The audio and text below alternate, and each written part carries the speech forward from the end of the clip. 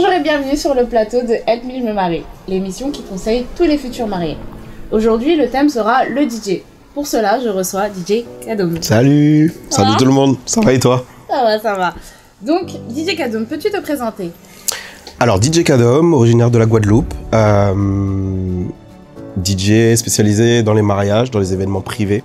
Je fais aussi du public, mais je tends à me concentrer vraiment dans les années à suivre et j'espère le plus longtemps possible sur tout ce qui va être la partie privée, mariage, mariez-vous et appelez-moi, c'est mon slogan.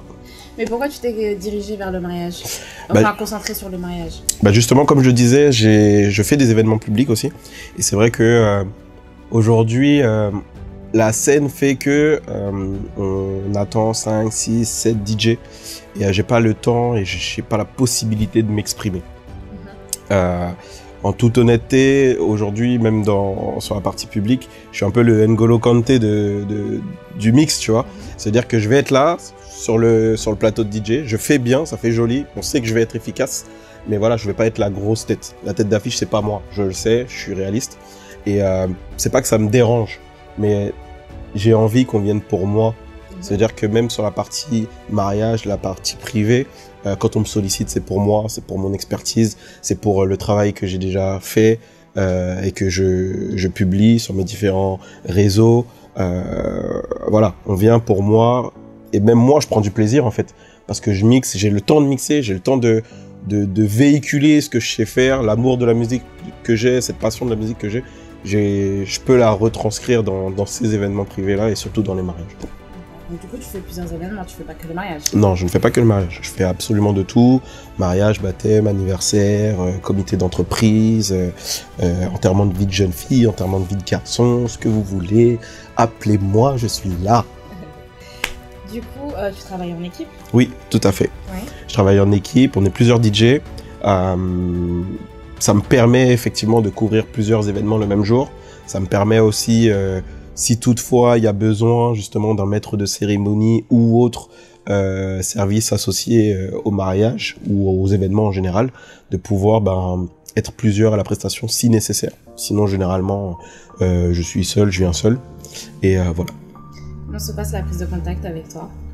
Alors on peut me retrouver à travers mes différents réseaux sociaux ou les différentes plateformes qui sont destinées au mariage et aux événements privés. Voilà, généralement on me contacte, que ce soit par mail, par téléphone ou par les services de messagerie justement de cette plateforme-là, ce qui leur permet de me contacter. Moi je réponds de manière assez rapide, puisque aujourd'hui c'est ce qui compte. Plus tu prends du temps, plus les gens te fuient. Eux ils veulent tout maintenant, tout de suite, donc faut être assez réactif. Donc je suis assez réactif généralement et je réponds, j'appelle, je me déplace, ou les gens se déplacent, viennent me voir et voilà, on discute. On met sur la table le projet et on est parti pour une belle aventure. Justement, comment se passe le premier rendez-vous? Pour tout te dire, j'en ai 3 des rendez-vous. Okay. Le premier rendez-vous, justement, c'est pour qu'on puisse apprendre à se connaître. Eux ont déjà un visuel plus ou moins approfondi sur ce que je fais. Mais ça nous permet d'échanger, d'avoir ce premier contact. Moi, j'en apprends d'eux, de leur personnalité, savoir quelles sont leurs origines, quel est leur âge, qu'est-ce qu'ils aiment en général, savoir quelles sont leurs couleurs préférées. C'est vraiment des conversations lambda comme des amis, comme des gens qui viennent de se rencontrer plutôt qu'un entretien professionnel. J'aime bien que ça soit ouvert, qu'on soit assez détendu et qu'on puisse parler de tout et de rien. Ça permet aussi de créer une vraie relation, un vrai cercle de confiance et pour que ça se passe le mieux possible, quoi. Tout est prédéfini le jour, sur les 3 rendez-vous. Exactement. Exactement. En fait, le premier jour, prise de contact, vraiment on échange. Le deuxième jour, généralement, on va sur les lieux du mariage, que je puisse moi avoir tous ces détails un peu techniques et tous les détails logistiques. Et le troisième rendez-vous, vraiment, on va arriver sur la partie, on va rentrer dans le vif du sujet, sur la partie musicale, même si entre-temps, on se sera contacté, hein. On reste en contact par téléphone, par mail ou autre. Mais le troisième rendez-vous permet vraiment de préciser tout ce qu'on veut, les moments clés, les passages clés, que ce soit pour l'entrée des mariés, l'ouverture de bal. Je leur dis toujours, choisissez, et généralement en plus je leur dis lors du premier rendez-vous, je leur dis c'est le premier rendez-vous n'en parle pas en profondeur ce jour-là, mais que je reviendrai vers eux pour qu'on puisse définir tout ce qui est direction musicale et ce dont ils ont envie d'écouter, ce qu'ils veulent surtout pas écouter, ce qu'ils veulent pour les moments clés. Je leur dis de bien y réfléchir, que je reviendrai vers eux par rapport à ça. Donc, quand ils viennent, quand on se rencontre le 3e jour, enfin lors du 3e rendez-vous, je leur en reparle et là ils me disent ce qu'ils ont envie. S'ils ont vraiment pas trouvé, s'ils savent vraiment pas, j'essaye, sans que ça ressemble au mariage précédent que moi j'ai déjà fait, j'essaye de leur donner des conseils en leur disant bah voilà, faut vraiment que ça vous ressemble, faut que ça soit que ça colle à votre personne. Vous dire aujourd'hui voilà, faites une entrée super festive alors que vous êtes très introverti, très timide dans la personne et que les gens qui vont vous entourer ce jour-là savent que vous êtes assez timide, ça sert à rien. Vaut mieux partir sur quelque chose qui vous ressemble, peut-être quelque chose de plus calme, où je vais réussir à fédérer l'ambiance et faire en sorte que les gens vous applaudissent, vous acclament, tout en restant très naturel, tout en restant très vous, en vous faisant traverser la salle classiquement, comparé à ce qu'on peut voir sur certains mariages où, pareil, si mes mariés sont plutôt festifs, bah, je vais faire en sorte que le marié soit porté par ses garçons d'honneur, etc. Je m'adapte. Et je leur dis, bah voilà, ça sert à rien de copier ce que vous avez vu à travers mes vidéos ou d'autres vidéos de d'autres prestataires. Faut que ça vous ressemble, faut que ça colle à votre personnalité. Du coup, tu as différents packages que tu proposes? Bien sûr, différents packages, dont 3 exactement. Le premier, c'est un pack Shine. J'essaye d'adapter aussi, j'ai essayé d'adapter mes packages à tout type de budget. Donc le pack Shine, où il y a ma prestation de DJ, il y a la sonorisation de la salle, la sonorisation, l'éclairage pardon de la piste de danse et le déplacement en Ile-de-France. La prestation elle est jusqu'à 4h du matin. Ensuite tu as un deuxième pack qui s'appelle le pack Prestige où il y a ce que je viens de citer. À ça tu rajoutes un mur de LED qui fait à peu près 8 mètres carrés. Tu as la danse sur les nuages qui est l'option que tout le monde te demande à peu près en ce moment. Ils veulent vraiment faire cette ouverture de bal sur la fumée qui reste au sol, la fumée lourde. Et l'éclairage de salle avec ce qu'on appelle des par LED qui donnent une ambiance de couleur à la salle. Toujours le déplacement en Ile-de-France et toujours la prestation qui va jusqu'à 4h du matin. Et tu as le dernier pack At the Top Wedding où là tu as ce que je viens de citer. À ça tu rajoutes un mur de LED qui est plus grand, qui fait à peu près 12 mètres carrés. Donc et vraiment on peut le moduler. Donc faire un peu ce que les mariés ont envie, peut-être mettre le mur à un endroit et moi à un autre endroit. Donc tu peux avoir limite 2 murs de LED. Peut-être avoir des totems de murs de LED, des choses comme ça. À la fumée qui reste au sol, cette fameuse danse sur les nuages, tu peux rajouter des artifices, des pluies d'artifices, des artifices qui tournent, qui font des espèces de rosaces et autres. Là, je me déplace jusqu'à... ça dépend, franchement, c'est même au-delà de l'Île-de-France, ça me dérange pas après à définir avec les mariés. Et la prestation, par contre, elle a pas d'horaire. Puisque j'arrive vraiment... dans ce pack-là, j'inclus aussi la sonorisation du vin d'honneur. J'inclus la sonorisation d'une cérémonie, s'il y en a une. Et j'arrive vraiment tôt et j'arrive le premier, je pars le dernier. Voilà. Et tu as accès sur une seule communauté? Ah non, pas du tout. Pas du tout. Qui veut vient, mariez-vous, appelez-moi, venez, je m'occupe de tout le monde. Pas de problème. Après, voilà, moi, ce que je sais faire, c'est de la musique généraliste, afro et caribéenne, puisque je suis originaire de la Guadeloupe. Mais vraiment, les rendez-vous dont on parlait tout à l'heure me permettent vraiment de définir la direction musicale de ce que les mariés veulent et pouvoir satisfaire tout le monde dans son ensemble. Et, non, j'ai pas de restrictions. Donc, qui veut vient et je m'occupe du reste. D'accord. Et si par exemple il y a des mariés qui se trouvent à l'étranger et qui veulent te solliciter, comment ça se passe pour toi? Du coup, tu leur fais payer là-bas le déplacement. Et comment ça se passe pour eux, du coup, avec le matériel? Parce que du coup, tu proposes du matériel. Et comment ça se déroule? En fait, très honnêtement, ça ne m'est pas encore arrivé. D'accord. J'ai eu des approches de personnes qui étaient en Guadeloupe. Ok. Guadeloupe, Martinique, les Antilles, quoi. Donc, je me suis plus ou moins renseigné sur le matériel, comment ça aurait pu se passer, où est-ce que moi, éventuellement, j'aurais pu louer du matériel ou me faire livrer du matériel pour le jour de la prestation. Après, ça m'est pas encore arrivé, donc toutes ces questions logistiques-là, je m'y suis pas encore attardé, mais c'est vrai que si toutefois, en tout cas, dans le cas où on me demanderait, je pense que c'est des points clés que j'aborderai avec les mariés et voir un peu comment ça se passe. Après oui, effectivement, tout ce qui va être ce qu'on appelle dans le milieu VHR, voyage, hôtel, restauration, sera à la charge des mariés. et à définir après selon leur budget qu'est-ce qu'on aurait ce jour-là et comment on va s'organiser. D'accord. Je rebondis sur ce que tu as dit. Tu as t'as du matériel. Si le jour J, tu arrives, il y a un problème avec le matériel, comment ça se passe? Il y a du matériel de secours. Je viens et mon équipe, on est équipé. S'il y a un ordinateur qui doit tomber en panne, il y en a un qui est là pour dépanner. S'il y a un processeur qui doit tomber en panne ou qui fait pas ce qu'on a envie, qui ralentit, qui chauffe ou autre, ça peut arriver. Hein. Il y a ce qu'il faut pour dépanner. Il y en a un de secours, je vais pas mentir. On n'a pas 5, 10, 15, 20 dans le camion. Hein. Ouais. Mais on en a au moins un de secours pour pouvoir pallier justement à ce genre de problème-là. S'il y a une enceinte qui crache un peu trop, et je fais en sorte justement d'arriver toujours 2 heures, 1h30, voire 2 heures avant enfin selon l'installation bien sûr, 1h30 à 2 heures avant les mariés et les invités. C'est important parce que des fois les mariés arrivent un petit peu après les invités parce qu'ils continuent à faire des photos ou autre. J'essaie d'arriver toujours avant eux pour qu'ils ne me voient pas transporter un camion, un carton, faire passer un câble ou quoi que ce soit. Quand on arrive, il faut que ce soit clean, nickel. Donc voilà, dans le camion, il y a ce qu'il faut. J'arrive avant, c'est pour faire mes tests et m'assurer que tout fonctionne bien. Et voilà. As-tu déjà eu une entrée de mariée ratée? De par mon fait? De ton fait ou des invités ou des mariés? Ça peut être des 3 personnes, enfin de quelqu'un d'extérieur aussi, ça peut être possible. Alors raté, maintenant tout de suite, te répondre comme ça, pas spécialement, mais qu'on les zappait, que les mariés les zappaient, ouais. Ça m'est déjà arrivé. Zapper l'entrée de mariée? Ouais, carrément. Ah ouais. En fait, ce qui s'est passé, c'est que ils étaient au vin d'honneur, tout s'est bien passé. Et ce que je fais généralement quand ils me donnent l'aval, c'est que j'installe les invités.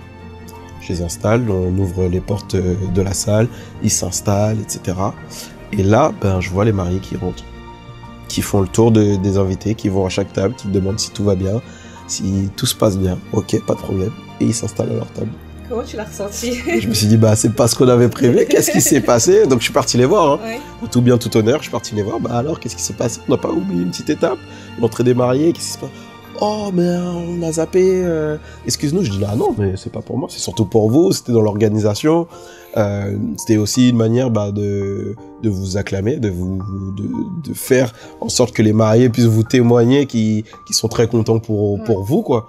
Et que ce soit votre petit moment à vous aussi, où vous rentrez dans la salle, qu'on vous acclame, etc. Ils ont dit, ok, c'est pas grave, on se rattrapera sur l'ouverture de bal ou sur la pièce montée, et voilà. Mais raté, non, mais ouais, que les mariés, ils se soient même pas rendus compte que, voilà, c'était le moment de l'entrée des mariés, ouais. Et est-il déjà arrivé d'être dans une salle où il y a personne qui veut danser, qui veut même participer, quoi, parce que du coup, il y a franchement, ouais. Et comment tu fais pour le gérer? Ah, ça fait mal, je transpire. Je transpire, ça m'arrive, bien sûr, ça m'arrive, ça. Et je pense que c'est déjà arrivé à tout DJ. Après, oui, on fait en sorte que l'ambiance soit au top, que de ramener un maximum de monde sur la salle ou autre.